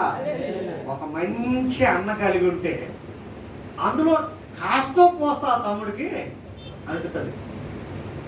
ఒక మంచి సింగర్ కడుపులో నువ్వు పుట్టావనుకోండి, కాస్తో పోస్తా ఆ స్వరం నీకు ఎక్కడో ఒక దగ్గర అంటిపోతుంది. ఒక మంచి ప్రసంగికుడు కడుపులో నువ్వు పుట్టాడు అనుకోండి, ఎంతో కొంత ప్రసంగం నీకు అంటిపోతుంది ఖచ్చితంగా. యోసేపు తాలూకు ఆ పరిశుద్ధత, ప్రేమ, ఆ మంచి గుణం అనేది ఆటోమేటిక్గా తమ్ముడికి కూడా చిన్న చిన్న గుణం అంటుంది. అందరూ పాదాలు కదా, అన్నలారా మీ సహోదరుడే కదా, చంపేవద్దు బ్రతిమలాడు. అదే సమయంలో ఇస్మాయిలీలు వచ్చేస్తున్నారు అన్నది. ఇస్మాయిలీలు ఏంటంటే మనుషులను కొంటారు.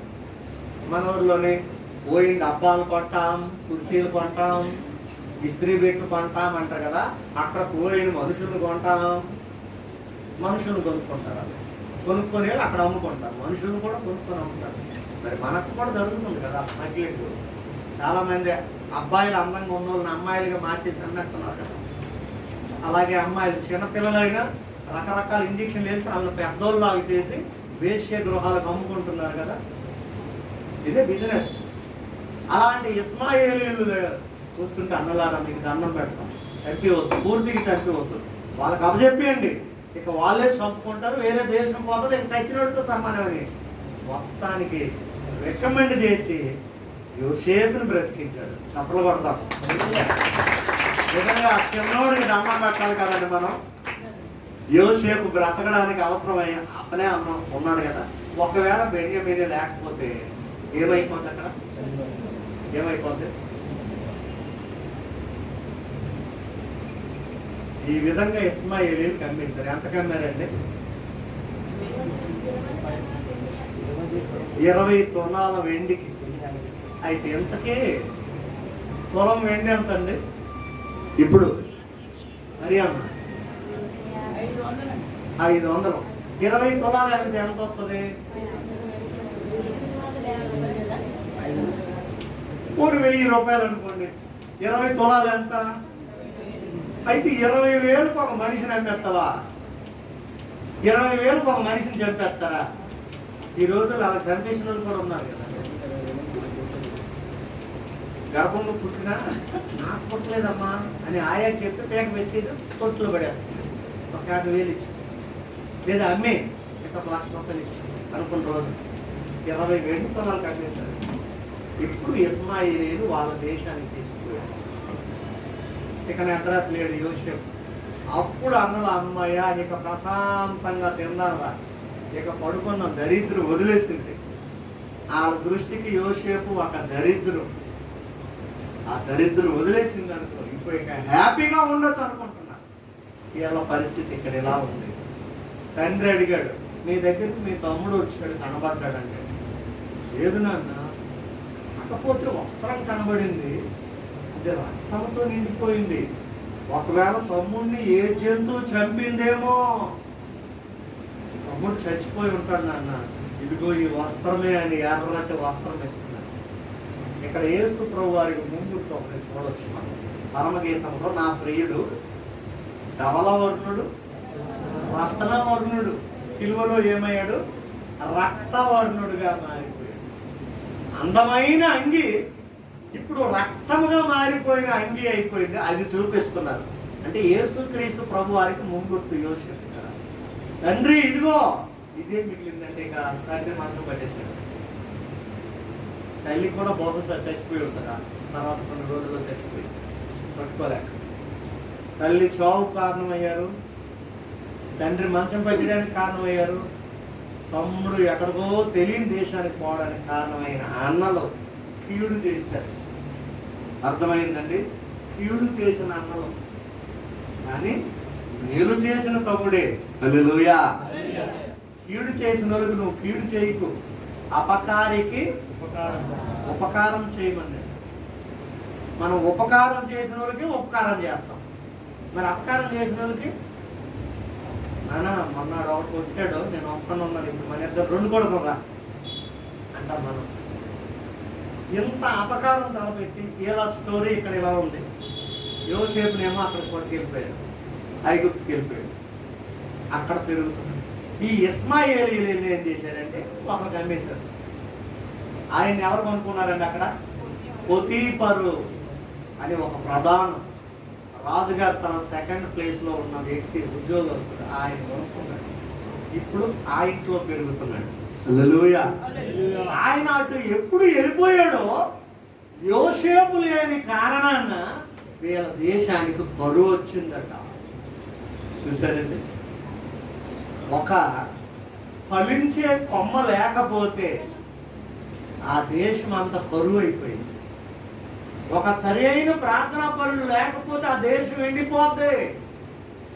ఒక భక్తి పరుడు ఉంటే చాలు, ఒక దేశంలో సస్యశ్యామలమైన పంటలు వచ్చేస్తాయి. తెలియని వాళ్ళు అనుకుంటారు మేము అది చేస్తున్నాం, ఇది చేస్తున్నాం, ఇది చేస్తున్నాం. అందువల్ల కాదు అక్కడ జరిగేది.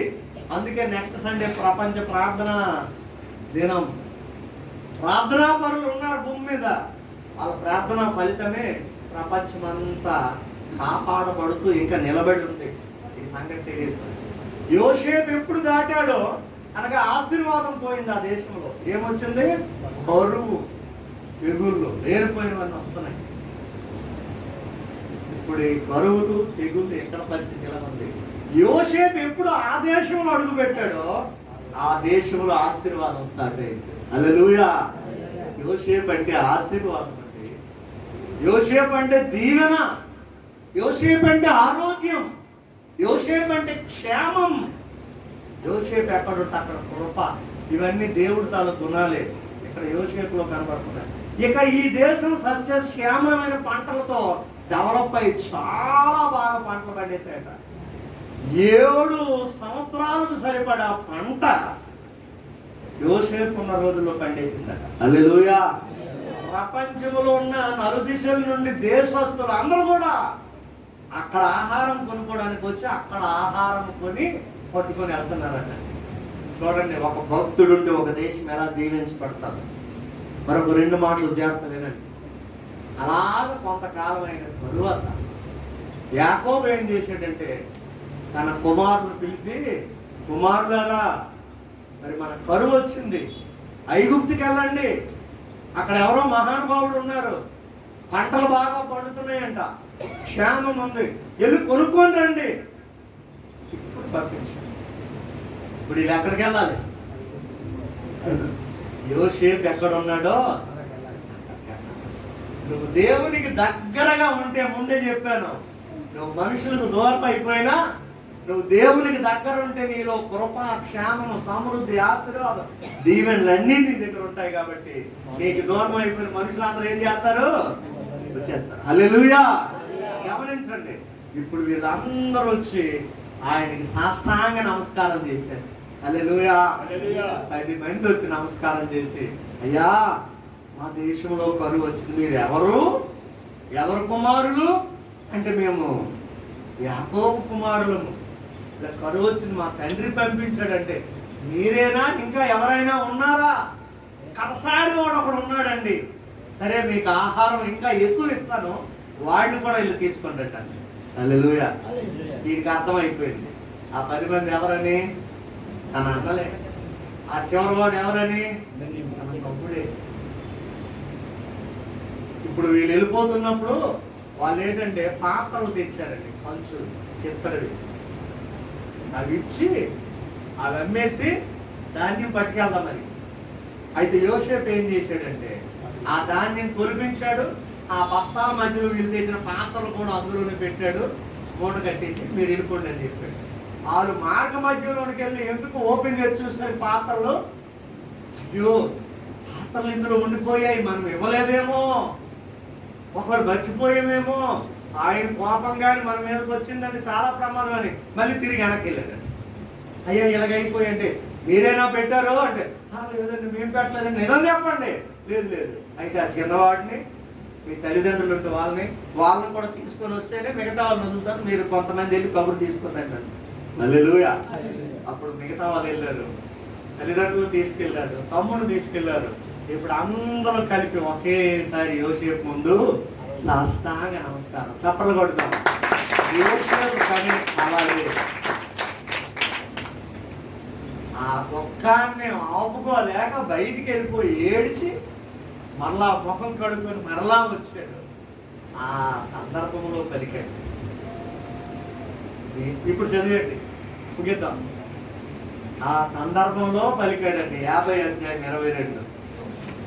మీరు నాకు కీడు చేయని ఉద్దేశించితిరి గాని. ఆ సందర్భంలో మాట్లాడుతూ మాట్లాడుతూ మాట్లాడుతూ తండ్రి అన్నలారా నేను ఎవరినో కాదు, మీరు నన్ను కీడు చేసి గోతులో పడేసరే అమ్మేసరే ఆ యోసేపునే నేను, ఇంకెవరినో కాదు, మీరు నాకు కీడు చేయని ఉద్దేశించితిరి. కానీ నేటి దినమున జరుగుతున్నట్లు అనగా బహు ప్రజలను బ్రతికించడానికి అది మేలుకే దేవుడు ఉద్దేశించిన. హల్లెలూయా. మీరు నాకు కీడు చేయడమే మంచిదైంది, ఎందుకంటే ఆ కీడును బట్టి నేను ఇక్కడికి వచ్చాను. నేను ఇక్కడికి వచ్చాను కనుక ప్రపంచంలో ఉన్న జనాలందరూ బ్రతకడానికి నేను ఒక కారణం అయిపోయాను. ఇది దేవుడు మేలేం చేశాను. ఇప్పుడు ఆ పొజిషన్ ఎలా ఉంటుందంటే ఎలాగుంటది, ఎంత మనస్తాపానికి గురైపోతారు, ఎంత సిగ్గుపడిపోతారు.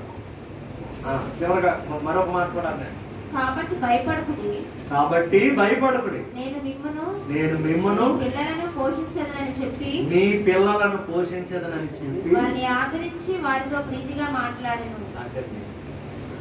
ఆ సందర్భంలో పలికిన మాట, మీరు నన్ను కీడు చేశారు, నా దేవుడు అది మేలుగా మార్చేశాడు. మన ఇస్మాయిల్ గారు చెప్పారు, గుర్తుంది కదా, ఉక్రెయిన్లో ఒక అనుభవం వేసేశారు ఒక ఇంట్లో. ఆ ఇంట్లో మోటార్ అయితే ప్రార్థన చేస్తున్నారు, అది పక్కనే పడింది, పేలలేదట. నిజంగా అది పేరుతో కొన్ని లక్షల మంది చచ్చిపోవాలి, కానీ అది అక్కడ పేలలేదు. కారణం ఏంటంటే వాళ్ళు కీడు చేయాలనుకున్నారు, కానీ అది మేలు అయింది ఇక్కడ పడడం వల్ల. అదే ఇంకెక్కడో పడితే పేరుకోండి. అదే యోసేపు అన్నాడు, మీరు నాకు కీడు చేయని ఉద్దేశించారంటే మీ ఉద్దేశం కీడు చేయాలని, కానీ దేవుని ఉద్దేశం మేలు చేయాలని, నా ద్వారా అనేక మంది జీవించబడాలి. కనుక నేను మిమ్మును మీ పిల్లలను పోషిస్తాను, భయపడొద్దని మొత్తం కరువు క్లియర్ అయిపోయినంత వరకు పోషించేశాడు. హల్లెలూయా. హల్లెలూయా. 17 సంవత్సరాలు యోసేపును తండ్రి ప్రేమించాడండి, పోషించాడండి. 17 సంవత్సరాలు. ఆ 17 తర్వాత ఈ చరిత్ర మొత్తం జరిగింది. యాకోబును యోసేపు పిలిచినప్పుడు యోసేపు గారి వయసు 130 సంవత్సరాలు. తర్వాత చూడండి, మంచం పట్టిన యాకోబు యోసేపును ఎప్పుడు చూశాడో మనోధైర్యం కలిగి 130లో చచ్చిపోవలసిన ఈ యాకోబు 147 సంవత్సరం బ్రతికాడు. హల్లెలూయా. ఎన్ని సంవత్సరాలు బ్రతికాడు? 17. తండ్రి రుణం తీర్చేశాడు. హల్లెలూయా. నీ తండ్రి నేను ఎన్ని సంవత్సరాలు పెంచాడు? మీ అమ్మ నేను ఎన్ని సంవత్సరాలు పెంచి పోషిస్తున్నారు? ఫర్ ఎగ్జాంపుల్ ఆంజనేయ ఉన్నాడు, మీ అమ్మలు ఎన్ని సంవత్సరాలు పెంచారు? ఉదాహరణకి జాబ్ రాకముందు 18. నెక్స్ట్ వాళ్ళు వృద్ధులైపోయిన తర్వాత, ఎప్పుడు వృద్ధులైపోతారో 100లోనా? 60లో 60 అనుకోండి, 70 అనుకోండి. వృద్ధులు అయిపోయిన తర్వాత నీకు ఇచ్చిన 18 సంవత్సరాలు నువ్వు పోషించాలి. హల్లెలూయా. అదండి, అలాగ రుణం తీర్చేసాడండి. 17 సంవత్సరాలు తండ్రి దగ్గర పోషింపబడిన యోసేపు తండ్రి మరణపరమైన పరిస్థితుల్లో తిరిగి బ్రతికి ఆరోగ్యంగా బలంగా తయారు. మరి 17 సంవత్సరాలు తండ్రిని పోషించి 147 సంవత్సరాల వయసులో యాకోబు చనిపోయాడు. మరి ఇక్కడ కూర్చుని మీరు అందరూ తండ్రి తల్లి రుణాలు తీరుస్తున్నారా? పిల్లలారా, మీ తండ్రి రుణం తీర్చుకున్నారా? తల్లులారా, మీరు మీ తల్లిదండ్రుల రుణాలు తీర్చారా? ఎంతవరకు నిన్ను పెంచి పోషించి రక్షిస్తున్నారు? వాళ్ళు వృద్ధులు అయిపోయిన తర్వాత 60 లోపు మీరు ఏం చేయక్కర్లేదు. వాళ్ళకి పర్లేదు, పని చేసుకోగలరు. ఇక పని చేయలేము అనే స్టేజ్ ఎప్పుడైతే వచ్చిందో ఇక అక్కడి నుండి మిమ్మల్ని 30 సంవత్సరాలు పోషిస్తే మీరు 30 సంవత్సరాలు పోషిస్తారు. ఆ విధంగా కరెక్ట్గా లెక్క అప్పచెప్పేశాడండి యోసేపు. హల్లెలూయా. అందుకే యోసేపు అంటే ఫలించాడు. అమ్మ నిజంగా 5 రోజులు ధ్యానం చేయడమే మన ధ్యానం ధన్యమైపోయింది. అటువంటి యోసేపులో మనం కూడా ఇవన్నీ జరగాలంటే చెడును అసహించుకొని పరిశుద్ధత కలిగి దేవుని లక్షణాలు కలిగి ఎవరైతే ఉంటారో వారి బ్రతుకులో ఇవన్నీ జరుగుతాయి. అటువంటి కృప త్రియేక దేవుడు మనకు అనుగ్రహించును గాక. ప్రార్థించాలి. పరిశుద్ధుడైన తండ్రి, విత్తబడ్డ ఈ మాటలు అందరిలో ఫలించినట్లు సహాయం చేయండి. మనుషులు కీడు చేస్తారు, వాళ్ళ ఉద్దేశాలు కీడు, కానీ నువ్వు కీడును మేలుగా మార్చేస్తావు. యోసేపు జీవితంలో చూసాం, మా జీవితంలో కూడా జరిగిస్తున్నాం. అందుని బట్టి కృతజ్ఞతలు చెల్లిస్తూ విత్తబడిన వాక్యం అందరిలో ఫలించినట్లు సహాయం చేసి మీరు మాటలు పొందమని క్రీస్తు యేసు పరిశుద్ధ నామమున ఈ ప్రార్థన మీకు అప్పగిస్తున్నాను తండ్రి. ఆమేన్.